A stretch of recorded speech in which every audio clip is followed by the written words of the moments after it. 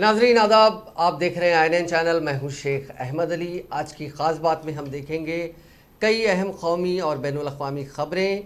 हुकूमत की तरफ से दिवाली के तोहफे के तौर पर सेंट्रल एक्साइज ड्यूटी में कदरे तखफीफ की वजह से कौमी दारुल-हुकूमत दिल्ली में जुमेरात को पेट्रोल 6 रुपये 7 पैसे फ़ी लीटर और डीज़ल 11 रुपये 75 पैसे फ़ी लीटर सस्ता हो गया। फ़िलहाल दिल्ली में पेट्रोल 103 रुपये 97 पैसे फ़ी लीटर और डीज़ल 86 रुपये 67 पैसे फ़ी लीटर पर आ गया। हुकूमत ने गुज़िश्ता रात पेट्रोल और डीज़ल की कीमतों में बिलतरतीब 5 रुपये और 10 रुपये फ़ी लीटर की कदरे तखफीफ की थी। इसके बाद भारतीय जनता पार्टी और नेशनल डेमोक्रेटिक अलायंस की हुकूमत वाली रियासतों ने भी वैट में कमी का ऐलान किया। उत्तर प्रदेश में डीज़ल और पेट्रोल की कीमतों में 12 रुपये फ़ी लीटर कम किए जाने का ऐलान किया गया। गुजरात में पेट्रोल और डीज़ल की कीमतों में फौरी तौर पर फ़ी लीटर 7 रुपये कम करने का ऐलान किया गया। हिमाचल प्रदेश में पेट्रोल और डीजल पर टैक्स कम करने की तैयारियां जारी हैं। आसाम में 7 रुपये की तखफीफ का ऐलान किया गया। त्रिपुरा में पेट्रोल और डीजल की कीमतों में भी 7 रुपये की कमी की गई है। कर्नाटक और गोवा की हुकूमतों ने भी अपनी अपनी रियासतों में पेट्रोल और डीजल की कीमतों में 7 रुपये फ़ी लीटर की तखफीफ का ऐलान किया। उत्तराखंड में भी पेट्रोल पर वैट कम करने का ऐलान किया गया। मणिपुर हुकूमत भी फौरी असर से पेट्रोल और डीजल पर 7 रुपये वैट कम करेगी। बिहार हुकूमत ने सबसे कम तखफीफ की है। बिहार हुकूमत ने पेट्रोल पर 1 रुपये 30 पैसे और डीजल पर 1 रुपये 90 पैसे ही कम किए हैं। एक्साइज ड्यूटी में कमी के बाद जुमेरात को हैदराबाद में फ़ी लीटर पेट्रोल 114 रुपये 51 पैसे से कम होकर 108 रुपये 18 पैसे हो गया। इसी तरह डीजल फ़ी लीटर 107 रुपये 40 पैसे से कम होकर 94 रुपये 61 पैसे हो गया। तेलंगाना हुकूमत ने अभी तक अपने जो वैट है उसमें कमी का ऐलान नहीं किया है। यह मरकजी हुकूमत की जानिब से कम किए गए रकम की वजह से पेट्रोल के दामों में गिरावट आई है। पेट्रोल और डीजल पर मसनूआत टैक्स में तखफीफ के बाद मरकजी हुकूमत पर तंज करते हुए कांग्रेस पार्टी ने जुमेरात के रोज़ कहा कि हुकूमत को ज़मीनी इंतखाबात के नताइज के बाद ये इक़दाम लेने पर मजबूर होना पड़ा, जहां बीजेपी हिमाचल प्रदेश जैसी रियासतों में हार गई थी। लोकसभा में कांग्रेस के नायब कायद गौरव गोगोई ने एक ट्वीट में कहा कि महीनों तक ये दावा करने के बाद पेट्रोल और डीजल के टैक्स में इजाफा, मुफ्त टीकों के लिए अदायगी, बीजेपी को अपनी मुनाफिकत को वापस निगलना पड़ा और कीमतों को जुज़वी तौर पर वापस लेना पड़ा। गौरव गोगोई ने मजीद कहा कि राहुल गांधी की जानिब से अफरात ज़र के हवाले से हुकूमत पर हमला बोलने के एक दिन बाद हिंदुस्तान के लोगों को एक छोटी सी राहत हासिल हुई है। कांग्रेस के चीफ तर्जुमान रणदीप सिंह सुरजेवाला ने ट्वीट किया कि टैक्स पर जीवी पर मोदी हुकूमत को सच्चाई का आईना दिखाने के बाद लोगों को मुबारकबाद, लेकिन याद रखें कि बीजेपी 14 असेंबली और 2 लोकसभा सीटें ज़मीनी इंतखाबात में हारने के बाद पेट्रोल और डीजल की कीमत 5 रुपये और 10 रुपये कम की गई। उन्होंने कहा कि मई 2014 में पेट्रोल की कीमत 71 रुपये 41 पैसे और डीजल की कीमत 55 रुपये 49 पैसे फ़ी लीटर थी, लेकिन इस वक्त खाम तेल के दाम $105 फ़ी बैरल थे। उस वक्त उन्होंने कहा कि अब खाम तेल यानी क्रूड ऑयल $82 पर बैरल है, तो कीमतें 2014 के बराबर कब होंगी। नमस्कार साथियों, टैक्स जीवी मोदी सरकार को प्रजातंत्र का सबक सिखाने के लिए देशवासियों को बधाई। वोट की चोट से सच सिखा ही दिया। पर यह भी याद रखें, साल 2014 में जब कांग्रेस की सरकार थी तो पेट्रोल का दाम था 71 रुपया 41 पैसे प्रति लीटर और डीजल का दाम था 55 रुपया 49 पैसे प्रति लीटर और कच्चा तेल था $106 प्रति बैरल। आज कच्चा तेल है $82 प्रति बैरल। मोदी जी दाम ही कम करने हैं तो 2014 के मुकाबले में दाम कम कब करेंगे? और एक सवाल का जवाब और दीजिए, कांग्रेस के समय में भारत सरकार जो पेट्रोल पर एक्साइज ड्यूटी लगाती थी वो थी मात्र 9 रुपया 48 पैसे प्रति लीटर और डीजल पर थी 3 रुपया 56 पैसे प्रति लीटर। आज अगर 5 रुपया और 10 रुपया लीटर कम भी कर दें तो भी पेट्रोल पर एक्साइज ड्यूटी है 27 रुपया 90 पैसे प्रति लीटर 5 रुपया लीटर कम करने के बाद, और डीजल पर है 21 रुपया 80 पैसे प्रति लीटर 10 रुपया कम करने के बाद। इसलिए जुमले नहीं चलेंगे। जितना बढ़ाया है उतना ही घटाइए। और एक बात और बताइए, मोदी नॉमिक्स या जुमला नॉमिक्स नहीं चलेगी। केवल साल 2021 में आपने पेट्रोल के जो दाम बढ़ाए हैं वो हैं लगभग 28 और 29 रुपया लीटर, और जो डीजल के दाम बढ़ाए हैं वो हैं 26 रुपया लीटर। 5 रुपया और 10 रुपया कम करिए और फिर कहिए कि ये मोदी जी का बम्पर दिवाली गिफ्ट है। पर साल में आपने दाम तो बढ़ाए 28 रुपया और 26 रुपया इसी साल, इसलिए जितने दाम बढ़ाए उतने दाम कम करिए। लोगों को बेवकूफ बनाना बंद करिए, राहत दीजिए, नहीं तो यही चुनाव परिणाम आते रहेंगे। जय हिंद। दिवाली का त्योहार फौजी जवानों के साथ मनाने की अपनी रिवायत को बरकरार रखते हुए वजीर आजम नरेंद्र मोदी ने जुमेरात को जम्मू कश्मीर के ज़िले राजौरी के नौशहरा सेक्टर में तैनात फौजी जवानों के साथ दिवाली का त्यौहार मनाया। इस मौके पर जवानों से खिताब करते हुए उन्होंने कहा कि फौजी जवान कौम की शील्ड के तौर पर काम करते हैं। उनका कहना था कि हमारे फौजी जवान भारत माता के सुपुर है। फौजी जवानों के बदौलत ही मुल्क के लोग अपने अपने घरों में चैन से सोते हैं और त्योहारों को जोश और जज्बे से मनाते हैं। भारत की तरफ से 5 साल कबल की जाने वाली सर्जिकल स्ट्राइक के लिए फौजी जवानों की तारीफें करते हुए वज़ीर आज़म ने कहा कि उन सर्जिकल स्ट्राइक्स के बाद भी दहशतगर्दी फैलाने की कोशिशें की गईं, लेकिन उनका भरपूर अंदाज में जवाब दिया गया। राजनाथ सिंह जी को, जिन्होंने देश की रक्षा के लिए अपना सर्वोच्च बलिदान दिया, मैं प्रणाम करता हूं। लेफ्टिनेंट आर राणे को, जिन्होंने भारतीय सेना की जीत का रास्ता प्रशस्त किया था। ऐसे कितने ही वीरों ने नौशेरा की इस धरती पर गर्व की गाथाएं लिखी, अपने रक्त से लिखी हैं, अपने पराक्रम से लिखी हैं, अपने पुरुषार्थ से लिखी हैं, देश के लिए जीने मरने के संकल्पों से लिखी है। अभी मुझे, ये मेरा सौभाग्य था कि दिवाली के इस पवित्र त्योहार पर मुझे आज 2 ऐसे महापुरुषों के आशीर्वाद प्राप्त करने का सौभाग्य मिला। मेरे जीवन में एक प्रकार से अनमोल विरासत है। मुझे आशीर्वाद मिले श्री बलदेव सिंह और श्री बसंत सिंह जी, ये दोनों महापुरुष बाल्यकाल में मां भारती की रक्षा के लिए फौज के साथ कंधे से कंधा मिलाकर के साधनों के अभाव के बीच भी, और जब मैं आज सुन रहा था उनको, वही जज्बा था, वही मिजाज था, और वर्णन ऐसे कर रहे थे जैसे आज ही अभी से लड़ाई का मैदान से आए हैं, ऐसा वर्णन कर रहे थे। आजादी के बाद हुए युद्ध में ऐसे अनेकों स्थानीय किशोरों ने ब्रिगेडियर मोहम्मद उस्मान के मार्गदर्शन से बाल सैनिक की भूमिका निभाई थी। उन्होंने अपने जीवन की परवाह न करते हुए उतनी कम उम्र में देश की सेना के साथ कंधे से कंधा मिला। राजनाथ सिंह जी को, जिन्होंने गुजरात के कच्छ में आज जल्जले के झटके महसूस किए गए। रिक्टर स्केल पर इनकी इंटेंसिटी 5.0 मापी गई। नेशनल सेंटर फॉर सिस्मोलॉजी के मुताबिक ये झटके दोपहर 3:15 पर आए। जल्जले वाली जगह द्वारका से 223 किलोमीटर नॉर्थ वेस्ट में है। इससे पहले गुवाहाटी में 3.7 इंटेंसिटी के जल्जले के झटके महसूस किए गए थे।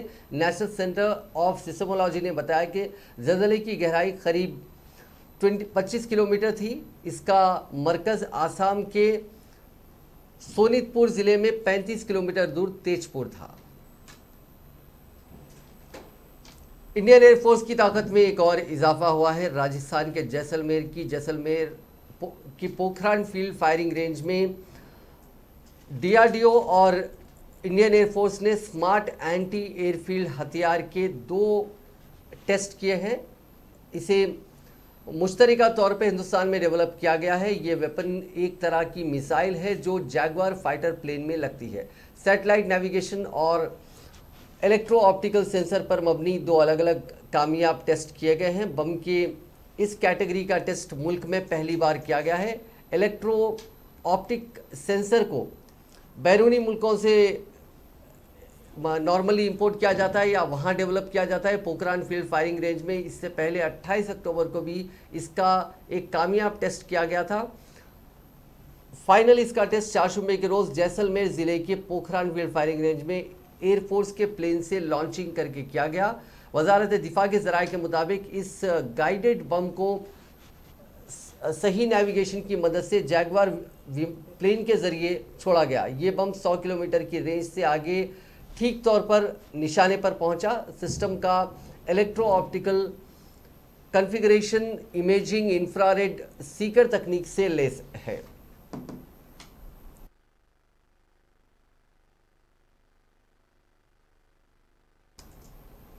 बिहार के 2 जिलों में बीते 2 दिनों में 23 लोगों की मौत हो चुकी है। 14 की हालत तशवीशनाक है। मरने वालों में 13 गोपालगंज के रहने वाले थे। यहाँ 7 लोगों की हालत तशवीशनाक है। इनमें 3 लोगों की आंखों की रोशनी चली गई है। बेतिया में 10 अमवात हुई हैं। यहाँ 7 लोगों की हालत तशवीशनाक बताई जा रही है। अंदेशा है कि इन सभी ने जहरीली शराब पी थी। गोपालगंज में जिन लोगों की शराब पीने से तबीयत बिगड़ी उनका मोतिहारी के अस्पतालों में इलाज चल रहा है। मरने वाले सभी लोग मोहम्मदपुर पुलिस स्टेशन के कुशहार, महमदपुर, मंगोलपुर, बुचिया और दीगर इलाकों के रहने वाले लोग हैं। इन सभी ने मंगल के रोज शराब पी थी। इसके बाद उनकी तबीयत बिगड़ना शुरू हुई। गांव वालों ने बताया कि चारशंबे की शाम तक 8 लोगों की मौत हुई थी। वहीं जुमेरात की सुबह तक मोतिहारी और गोपालगंज के अस्पताल में भर्ती 5 और लोगों की मौत हो गई। इससे मरने वालों की तादाद बढ़कर 13 हो गई। हालांकि इंतजामिया ने जुमेरात की सुबह तक मरने वालों की तादाद में बढ़ोतरी की बात से इनकार किया। जिन 8 लोगों की पहले मौत हुई थी चारशंबे शाम को उन सभी के घर रियासती वजीर जनकराम पहुंचे थे। उन्होंने कार्रवाई का भरोसा दिया। उन्होंने इन सभी लोगों को मुआवजा देने का भी ऐलान किया। इन लोगों ने गांव में देसी चुल्हाई शराब पी थी। देर रात तबीयत बिगड़ने पर उन सभी को अस्पताल में भर्ती किया गया था। इनमें से 10 लोगों ने इलाज के दौरान दम तोड़ा है। इस वाक़े के बाद इलाके में हड़कंप मच गया है। उधर पुलिस का कहना है कि पोस्टमार्टम रिपोर्ट आने के बाद ही मौत की असल वजह वाज़ेह हो पाएगी। डिस्ट्रिक्ट मजिस्ट्रेट कुंदन कुमार का कहना है कि मामला मुश्तबा लग रहा है। मेडिकल टीम भेजकर जांच करवाई जा रही है।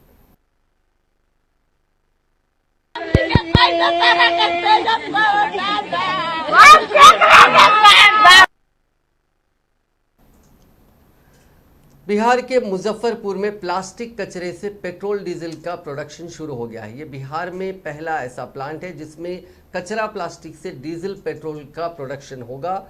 कुड़नी प्रखंड के खरौना डी गांव में इसका प्लांट लगाया गया है। प्लांट का इनॉग्रेशन रियासती वजीर राम सूरत राय ने किया। उन्होंने कहा कि ये स्कीम वज़ीर आज़म नरेंद्र मोदी के ख्वाब को पूरा कर रही है। मरकजी हुकूमत की स्कीम PMEG के तहत 25 लाख रुपए बैंक से लोन लेकर इसकी शुरुआत की गई है।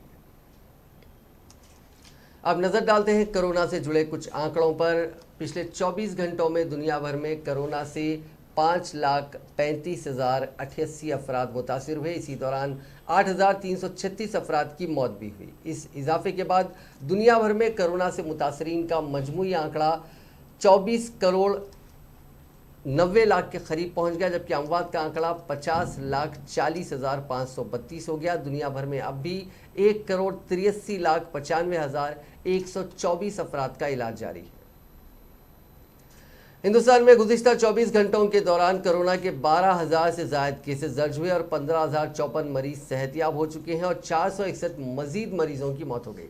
सेहतियाब होने वालों की तादाद ज़्यादा रहने की वजह से सेहतियाब होने की शरियाने रिकवरी रेट 98.23% हो गई है। दरियासना चारशंबे के रोज़ मुल्क में 30,90,920 अफराद को कोरोना के टीके लगाए गए और अब तक 1,07,63,14,000 से ज़्यादा अफराद को कोविड वैक्सीन दी जा चुकी है। मरकज़ी वजारत सेहत की जानिब से जुमेरात की सुबह जारी आदाद-ओ-शुमार के मुताबिक गुज़िश्ता 24 घंटों के दौरान कोरोना के 12,885 नए केसेस सामने आने के साथ ही मुतासरा अफराद की तादाद बढ़कर माफ़ कीजिएगा 3,43,21,032 हो गई है। इस दौरान 15,054 मरीजों के सेहतयाब होने के बाद इस वबा को शिकस्त देने वालों की कुल तादाद 3,37,12,794 हो गई है। एक्टिव केसेस 2,630 कम होकर 1,48,579 रह गए हैं। इस दौरान 461 मरीजों की मौत के बाद हलाकतों की मजमूई तादाद 4,59,652 हो गई है। ब्रिटेन हुकूमत ने कोविड-19 यानी कोरोना के इलाज में इस्तेमाल होने वाली मोलनुपिरेविर पिल, इसे आप गोली या टैबलेट कह सकते हैं, इसको कंडीशनल अप्रूवल दे दिया है, मंजूरी दे दी है। इसके साथ ही ब्रिटेन पहला मुल्क बन गया है जिसने कोरोना के इलाज के लिए किसी दवा को मंजूरी दी है। मार्क फार्मा आमतौर से जर्मन कंपनी है। कुछ दिन पहले जर्मन दवा की इस कंपनी मार्क ने कहा था कि वो अपनी कोविड-19 पिल यानी टैबलेट दूसरी कंपनियों को भी बनाने की मंजूरी देगी। कंपनी के इस फैसले से सबसे ज़्यादा फ़ायदा उन गरीब मुल्कों को होगा जो कोविड-19 के महंगे वैक्सीन खरीदने के काबिल नहीं है। मार्क के ट्रायल जर्मनी समेत कई मुल्कों में चल रहे थे। न्यूज़ एजेंसी ने बताया कि ट्रायल में ये साबित हो गया है कि कोविड-19 के इलाज में ये गोली कारगर साबित हो रही है। इसके बाद ब्रिटिश हुकूमत ने इसे सरकारी तौर पे मंजूरी दी है, लेकिन ये कंडीशनल मंजूरी है। बहुत से कंडीशंस लगाए गए हैं। इस पिल को मंजूरी भले ही मिल गई हो, लेकिन अब तक ये साफ नहीं है कि बाजार में या अस्पतालों में ये दवा या टैबलेट कब से आम आदमी के लिए मुहैया होगी। इस बारे में बाद में जानकारी दिए जाने का इम्कान है। इस दवा का साइंटिफिक नाम मोलनुपिरेविर है। मोलनुपिरेविर बहुत जल्द कोविड-19 के अलामात को कम करेगी। इसके इस्तेमाल से मरीज जल्द से जल्द ठीक हो सकेगा। कोरोना के इलाज में इस टैबलेट को एक तारीखी कामयाबी के तौर पर देखा जा रहा है। इससे अमवात की तादाद तो कम की ही जा सकेगी। इसके अलावा ज़्यादातर मरीजों को अस्पताल जाए बिना ही घर में ही ठीक किया जा सकेगा। फिलहाल अमेरिका और यूरोप में भी इस दवा के ट्रायल चल रहे हैं और माना जा रहा है कि ब्रिटेन के बाद बाकी मुल्क भी इसे मंजूरी दे सकते हैं। इस टैबलेट के बारे में मेडिसिन पेटेंट पुल के एग्जीक्यूटिव डायरेक्टर चार्ल्स गौर ने कहा कि इस दवा के शुरुआती नतायज शानदार रहे। अब तक तमाम कोशिशें की गई कि वैक्सीन को लेकर भी इस तरह की कोई समझौता हो जाए, लेकिन कोई भी मुल्क या कंपनी इसके लिए तैयार नहीं हुई। मार्क ने US food and drugs administration और यूरोपियन मेडिसिन एजेंसी से अपील में कहा था कि उसकी दवा को मंजूरी दी जाए। हालांकि दोनों ही एजेंसियों ने इस पर फिलहाल कोई जवाब नहीं दिया है। कानपुर में दिवाली के दिन फिर जीका वायरस का धमाका हुआ। एक दिन में 59 मुतासरीन मिले हैं, इनमें 23 खवातीन हैं। इस तरह अब कानपुर में जीका वायरस पॉजिटिव केसेस की मजमूई तादाद 95 हो गई है। इससे पहले चारशंबे के रोज़ एक दिन में 25 केसेस मिले थे। इससे हेल्थ डिपार्टमेंट की तशवीश बढ़ गई है। सभी मरीज एयरफोर्स स्टेशन एरिया के पास के हैं। डिस्ट्रिक्ट जो जिला अधिकारी हैं विशाख जी और दीगर एयरफोर्स अफसरों के साथ उन्होंने एक मीटिंग की और वहाँ जो राहत का काम करना है उसके बारे में गौर व खौज किया गया, रिव्यू किया गया। ये अंदाज़ा लगाया गया है कि केरल और राजस्थान के रास्ते जीका वायरस कानपुर पहुंचा है। एयरफोर्स अहदेदारों से डीएम ने पिछले एक महीने में जितने भी लोग केरल और राजस्थान आए या गए हैं उनकी लिस्ट जल्द से जल्द मुहैया कराने के लिए कहा, ताकि वायरस के सही सोर्स का पता लगाया जा सके।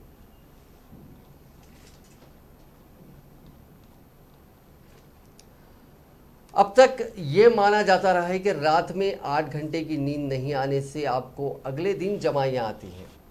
आपका दिन काफ़ी आपके जिस्म में आप थकान महसूस करते हैं या फिर सिर में दर्द रहता है। लेकिन अमेरिका की मेरीलैंड यूनिवर्सिटी के न्यूरोलॉजी डिपार्टमेंट के प्रोफेसर हरमानो कर्ब्स के अनुसार आपकी चाल भी ये बता सकती है कि आपको रात को अच्छी नींद आई या नहीं। चाल में लड़खड़ाहट रहती है, कदम ठीक से नहीं पड़ते हैं, नींद पूरी नहीं होने से दिमाग की पूरी प्रोसेस पर भी असर पड़ता है, इससे भी आपकी चाल बिगड़ जाती है। उन्होंने बताया कि पूरी नींद नहीं लेने से दिल से मुतालिक बीमारियों का भी खतरा रहता है। उन्होंने बताया कि अक्सर हम ये मानते हैं कि किसी भी शख्स की चाल लगभग स्टेबल होती है, लेकिन ऐसा नहीं है। हर दिन की चाल आपकी पिछली रात की नींद पर मुनसर करती है।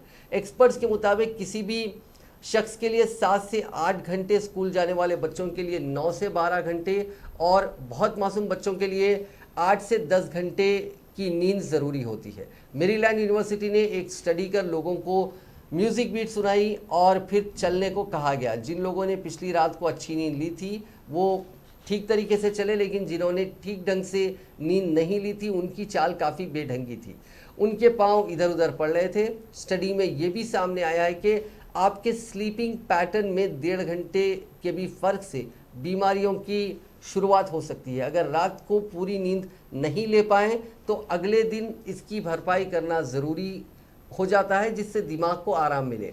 स्टडी में सामने आया है कि सोने से पहले अगर आप 10 मिनट के लिए भी कसरत, वॉकिंग या फिर साइकिलिंग करते हैं तो ये अच्छी नींद की गारंटी के सामान है।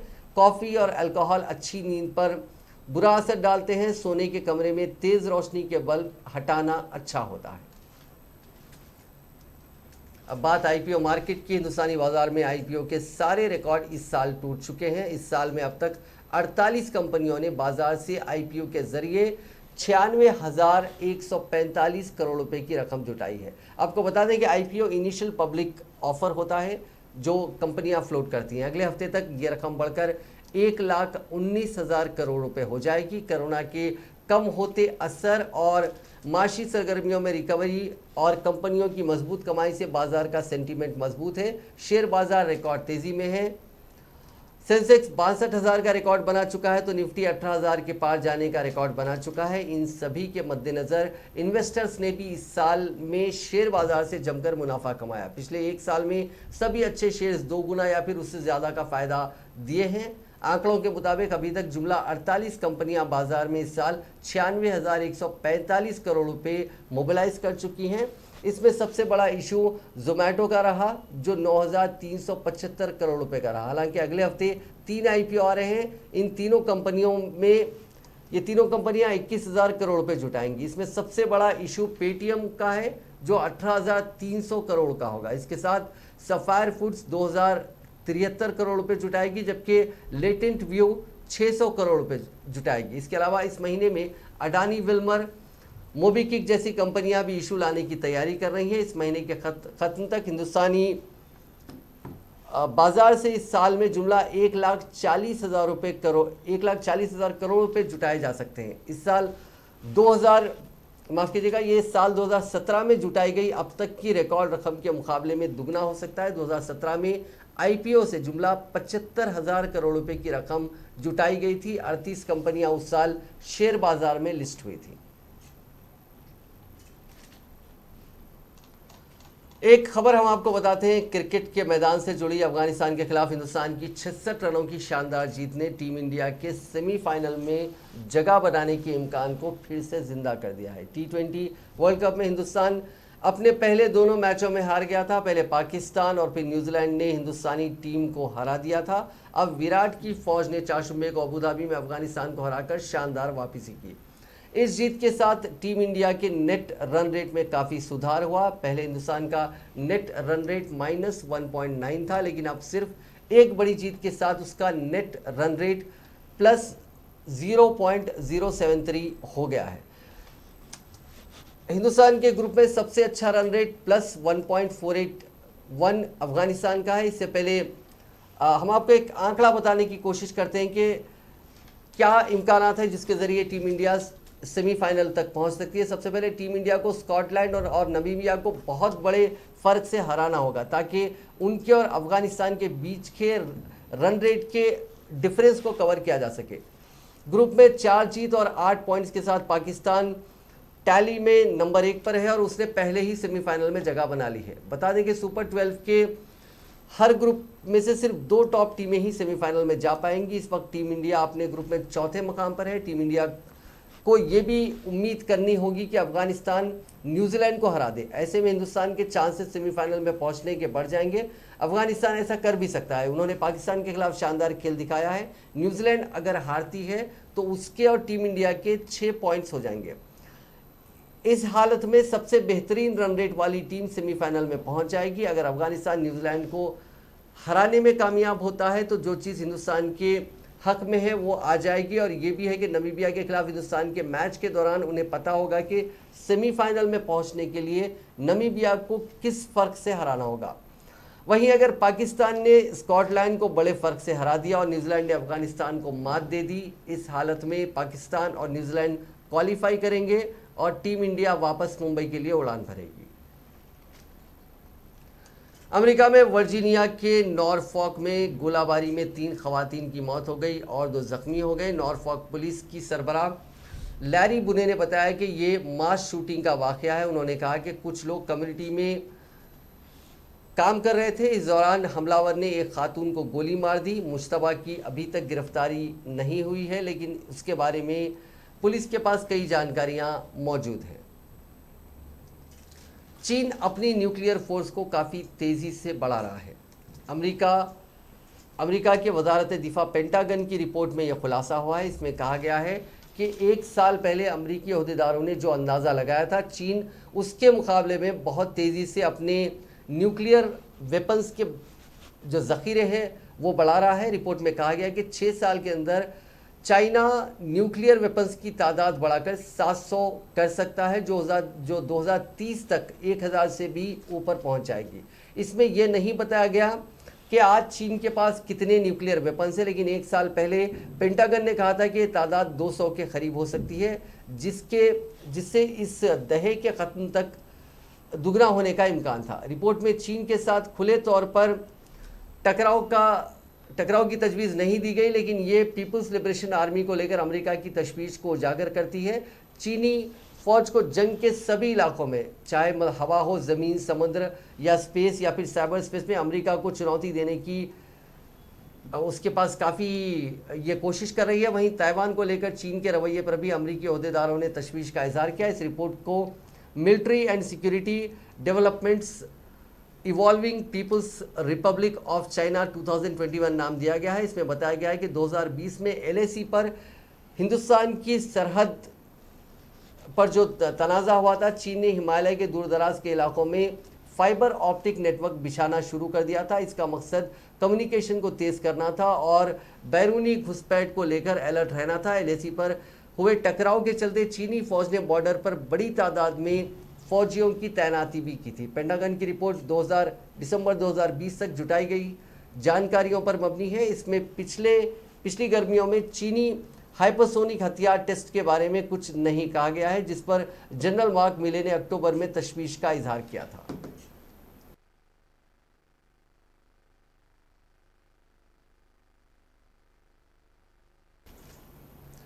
अब एक रिपोर्ट हैदराबाद से। तेलंगाना हुकूमत की जानिब से हैदराबाद को मेडिकल हब में तब्दील करने का वादा किया गया था, लेकिन ज़मीनी हकीकत यह है कि यहाँ शोबे सेहत में कई जायदादें मखलूआ हैं। उन पर तकर्रुरात के लिए कोई तवज्जो नहीं दी जा रही है। शोबे सेहत में दिन ब दिन मखलूआ जायदादों की तादाद में इजाफा होता ही जा रहा है। हमें मिली जानकारी के मुताबिक सरकारी दवाखानों और मेडिकल कॉलेजेस में हज़ारों जायदादें खाली हैं। उन पर मुस्तकिल तकर्रुरात नहीं किए जा रहे हैं। अमले की कमी की वजह से जहाँ मौजूदा अमले पर काम का बोझ ज़्यादा है, वहीं मरीजों को भी इलाज के लिए मुश्किलात का सामना करना पड़ रहा है। हुकूमत की जानिब से डेंगू और कोरोना की वबा के वक्त आर्जी तकर्रुरात किए गए थे। ऐसा लगता है कि ज़रूरत के वक्त उनकी खिदमत हासिल की जा रही हैं और ज़रूरत मुकम्मिल होते ही उन्हें बाहर का रास्ता दिखाया जा रहा है। रियासत में शोबे सेहत में 10,000 से ज़ायद जायदादें खाली हैं। ये हमारे नहीं बल्कि हुकूमत के आंकड़े हैं। 2 साल कबल असेंबली में रियासती हुकूमत ने ही बताया था कि मेडिकल डिपार्टमेंट में इतनी जायदादें मखलूआ हैं। उस वक्त बताया गया था कि मखलूआ जायदादों में 2,460 डॉक्टर्स और 7,647 पैरामेडिकल पोस्टें खाली हैं। 2 साल के दौरान मखलूआ जायदादों की तादाद में और भी इजाफा हो गया। अब बात करते हैं जारिया साल जून में हेल्थ डिपार्टमेंट की जानिब से हुकूमत को रवाना करदा रिपोर्ट की, जो महकमे की जानिब से हुकूमत को रवाना की गई है। इस रिपोर्ट के मुताबिक तमाम हॉस्पिटल्स को मिलाकर जुमला 3,766 डॉक्टर्स की जायदादें खाली हैं। हाल ही में रियासत में 8 नए मेडिकल कॉलेजेस के लिए 350 डॉक्टर्स की जायदादें मंजूर की गई। अगर इस फहरिस्त में उन मंजूर शुदा जायदादों को शामिल कर लिया जाए तो मखलूआ जायदादों की तादाद 4,000 से ज़्यादा हो जाएगी। नाज़रीन, हम इस रिपोर्ट पर आगे भी और खुलासा करते रहेंगे, लेकिन आज जो मंजर है, यहाँ पे जो सिचुएशन है, उससे बहुत वाज़ेह है कि हैदराबाद मेडिकल हब हैदराबाद को बनाने के जो दावे किए जा रहे हैं, उन दावों से काफ़ी दूर है। नाज़रीन, आज की खास बात में बस इतना ही। आपसे कल मुलाकात होगी नई खबरों के साथ, नए एनालिसिस के साथ। फिलहाल दीजिए इजाज़त। खुदा हाफिज़।